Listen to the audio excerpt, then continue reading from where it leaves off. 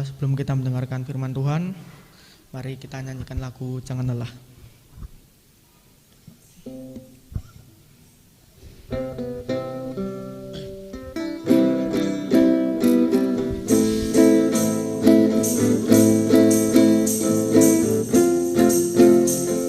Sambil banget berdiri ya teman-teman.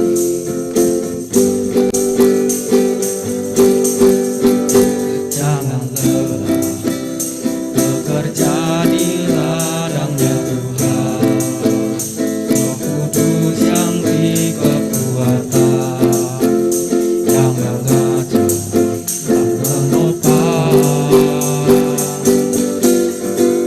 Jangan lelah bekerja bersamamu Tuhan, yang selalu mencukupkan atas segalanya. Katakan tanah bergelombang, timbullah tanah yang berlubang, menjadi siap dibangun di atas dasar iman. Katakan tanah bergelombang, timbullah tanah yang berubah, menjadi siap dibangun di atas dasar iman. Jangan lelah bekerja bersamamu Tuhan, Roh yang beri kekuatan, yang mengajar dan menopang. Jangan lelah bekerja bersamamu Tuhan, yang selalu mencukupkan atas segalanya. Katakan tanah bergelombang, timbullah tanah yang berubah, menjadi siap dibangun di atas dasar iman.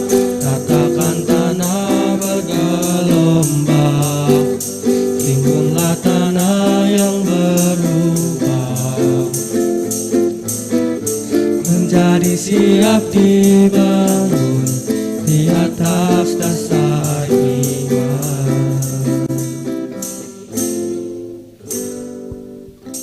Untuk teman-teman dipersilahkan duduk kembali. Oke, waktu dan tempat kami persilahkan Ibu Rilia.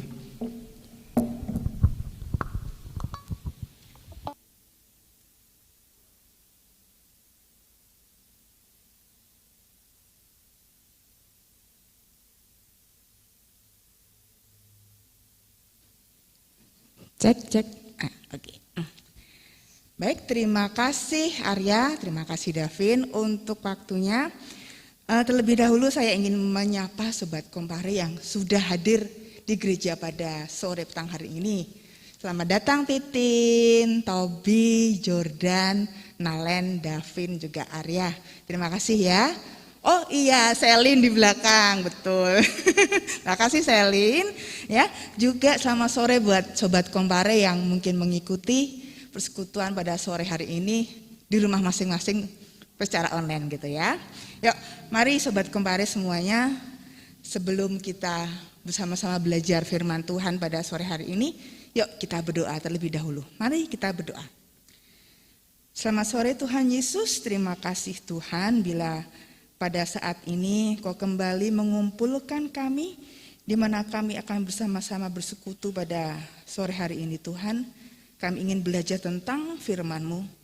Tolong kami Tuhan, buka hati kami, buka pikiran kami, buka telinga kami, sehingga kami boleh membaca, mendengarkan, merenungkannya, dan kami juga boleh melakukan firman-Mu di dalam kehidupan kami. Tolong kami Tuhan Yesus, dan terima kasih Tuhan Yesus. Haleluya. Amin. Nah, Sobat Kompare semuanya, tema persekutuan kita pada saat ini seperti tertulis tadi ya, bersiap menjadi agen perubahan. Nah, bersiap menjadi agen perubahan di mana bacaannya dari Yunus 4 ayat 1 sampai dengan 11. Ya, Yunus 4 ayat 1 sampai dengan 11. Berbahagialah setiap kita yang telah mendengar, merenungkannya dan melaksanakan firman ini dalam kehidupan kita hari lepas hari. Haleluya. Nah, sobat kembali ke semuanya, kita pasti tahu ya bahwa yang namanya perubahan itu adalah sesuatu yang tidak dapat kita cegah. Segala sesuatu akan berubah. Namun kemana arah perubahan itu tidak dapat kita kendalikan. Jika kita hanya berdiam diri. Perubahan yang kita inginkan dapat terwujud jika ada yang menggerakkan perubahan tersebut.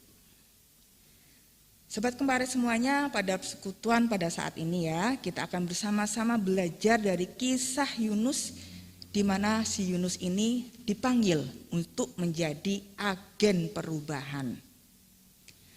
Melalui firman Tuhan yang kita tadi sudah bersama baca, diceritakan bahwa Yunus itu jengkel, kesel, dongkol ya. Karena apa? Orang-orang Niniwe yang terkenal kejahatannya, dosanya gede banget, kok dilalah batal gitu ya, dihukum sama Tuhan. Yunus jadi keki. Kalian tahu keki? Keki itu perasaan dongkol, perasaan nggak seneng, tapi mau gimana gitu loh, nggak bisa apa-apa, pokoknya ya itu. Jengkel, dongkol, nggak seneng, ya kita pokoknya keki ya. Nah, orang-orang Niniwe batal dihukum oleh Tuhan. Yunus menjadi keki. Karena Tuhan kok begitu aja mengampuni Niniwe, kota yang sedemikian berdosa. Kalau gitu, ngapain ya menjadi orang yang taat kepada Tuhan kalau pada akhirnya nggak ada bedanya sama orang berdosa yang bertobat. Oleh karena itu si Yunus ini jadi mutung. Selain mutung, Yunus juga protes. Yunus marah sama Tuhan. Dalam protesnya Yunus berharap ada hukuman terhadap Niniwe. Nah, setelah pertobatan terjadi di kota Niniwe, seperti diceritakan tadi, Yunus kemudian pergi dari kota Niniwe dan mendirikan sebuah pondok di timur kota.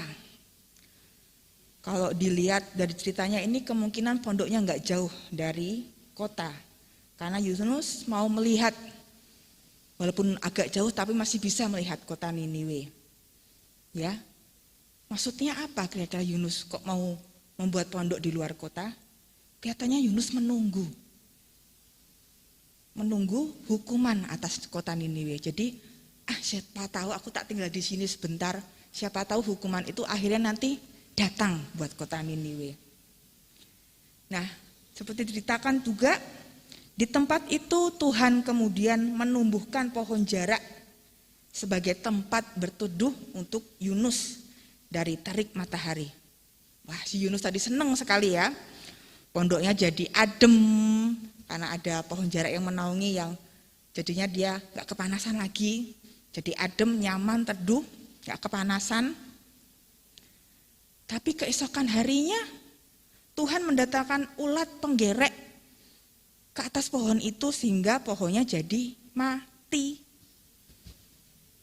Setelah pohonnya mati, kemudian di tengah-tengah cuaca yang panas, didatangkan angin timur yang rasanya juga panas.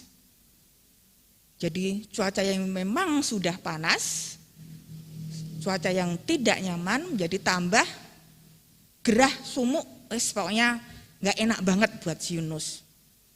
Jadinya Yunus pun makin protes sama Tuhan. Gimana toh Tuhan, yang sudah jahat itu diampuni, kok malah saya ini yang taat sama engkau dihukum. Kepanasan kayak gini, gak nyaman kayak gini. Ya si Yunus merasa kalau dia itu diberi harapan palsu. Kalau zaman sekarang bahasa gaulnya apa? PHP-in. Ya, nah, di PHP-in sama Tuhan. Kayak gitu ya. Si Yunus masa di PHP-in, gimana toh Tuhan? Yang di sana kamu ampuni, kok aku yang nurut malah kayak gini rasanya nggak nyaman. Nah, Yunus benar-benar merasa diberi harapan palsu dengan diberi pohon jarak, tetapi besoknya si pohon jarak mati. Setelah pohon jarak mati, ditambah kemudian ada udara panas dan angin timur yang juga sifatnya panas. Nah, sobat kemari semuanya, dengan peristiwa pohon jarak ini Tuhan ingin memberi pelajaran kepada si Yunus ini ya. Kalau Yunus saja bisa sayang sama pohon jarak yang sama sekali Yunus ini enggak nanam. Yunus enggak ngenek-nek mungkin dari kecil, dari biji sampai tumbuh besar. Sama sekali Yunus tidak ngopeni gitu yang gampangannya ya. Tetapi ia bisa sayang. Apalagi Tuhan ya. Tuhan tentu saja sayang kepada 120.000 orang yang berada di kota Niniwe. Yunus diajarkan bahwa ia dipanggil untuk menjadi agen perubahan. Agen perubahan, ya, bukan agen pengancam, bukan pula agen pembinasaan. Yunus dipanggil untuk mengubah orang-orang Niniwe agar mereka berpaling dari jalan yang salah, agar mereka bertobat daripada kesalahan mereka. Tetapi dari kisah ini, kita semua dapat belajar bahwa menjadi agen perubahan itu bukanlah sesuatu hal yang mudah. Yunus berhasil membawa perubahan bagi kota Niniwe, tetapi Yunus juga gagal. Gagalnya di mana? Ya gagal membawa perubahan untuk dirinya sendiri. Nah, sekarang bagaimana dengan setiap kita yang juga menerima panggilan Tuhan untuk menjadi agen perubahan? Nah, kalau Yunus tadi telah menanggapi panggilan Tuhan untuk menyampaikan pertobatan kepada kota Niniwe, ya walaupun kita tahu Yunus melakukannya dengan agak terpaksa, tapi semestinya ya dengan menanggapi panggilan Tuhan, otomatis juga harus ada perubahan yang positif dalam diri seseorang yang menerima panggilan Tuhan itu. Seperti kasus Yunus tadi, ya, seharusnya yang semula ia tidak senang, bila ada orang lain diselamatkan, harusnya juga ada perubahan di mana akhirnya ia menjadi senang atau ia ikut bahagia ketika melihat orang lain diselamatkan. Nah, karena dengan adanya perubahan dalam diri secara positif inilah, maka kita dapat menjadi rekan sekerja Allah dalam menanggapi panggilan untuk menjadi agen perubahan. Terima kasih Ibu Rilia yang telah menyampaikan firman Tuhan. Semoga kita semua dapat memahami firman tersebut dan melaksanakannya dalam kehidupan hari lepas hari. Amin. Kita akan mengaturkan persembahan. Sambil kita mengaturkan persembahan, kita nyanyikan Pekerja Kristus.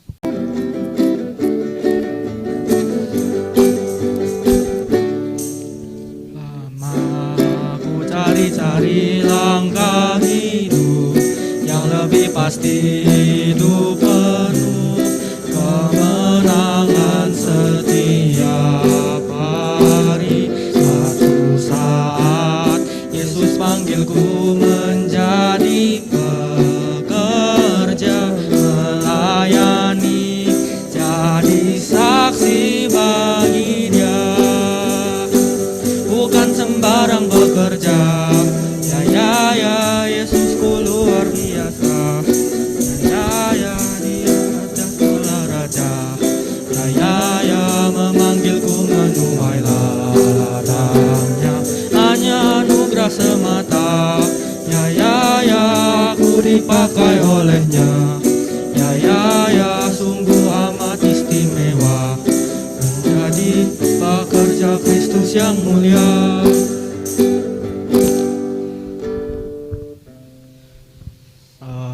Tiba saatnya pada hari ini kita menaikkan doa syafaat. Mari teman-teman kita berdoa. Ya Tuhan Yesus, ya Allah kami, terima kasih ya Tuhan karena Engkau telah mengumpulkan kami semua pada hari ini di Gedung Gereja ya Tuhan untuk melaksanakan persekutuan pemuda remaja ya Tuhan. Kami ingin menaikkan doa syafaat ya Tuhan. Kami ingin berdoa bagi bangsa dan negara kami ya Tuhan. Berkati Indonesia supaya bisa menjadi negara yang lebih baik ya Tuhan. Berkati presiden ya Tuhan dan juga wakil presiden yang mengelola negara ini ya, dan juga berkati para menteri dan pejabat yang lain ya Tuhan. Berkati mereka dengan Roh Kudus-Mu supaya mereka bisa bekerja dengan seturut dan kehendak-Mu. Berkati juga ya Tuhan supaya ibadah besok minggu, ibadah sekolah minggu dan juga ibadah dewasa ya Tuhan supaya bisa berjalan dengan lancar ya Tuhan. Dan kami juga berdoa untuk teman-teman kami yang tidak hadir ya Tuhan karena sakit atau karena kendala yang lain ya Tuhan. Berkati supaya minggu depan mereka bisa datang dalam persekutuan pemuda, dan juga berkati kami, dan juga berkati untuk pembicara kami ya Tuhan, Ibu Rilia. Berkati beliau supaya ia bisa menjadi lebih baik dalam memberitakan firman-Mu ya Tuhan. Inilah doa kami ya Tuhan, doa yang jauh dari sempurna Tuhan. Ini yang kami naikkan. Terima kasih ya Tuhan Yesus. Haleluya. Amin. Terima kasih teman-teman bagi yang sudah mau datang ke gereja, dan juga teman-teman yang sudah mau hadir melalui live streaming. Terima kasih teman-teman. Sampai jumpa lagi minggu depan. Semoga minggu depan yang datang bisa lebih banyak. Amin.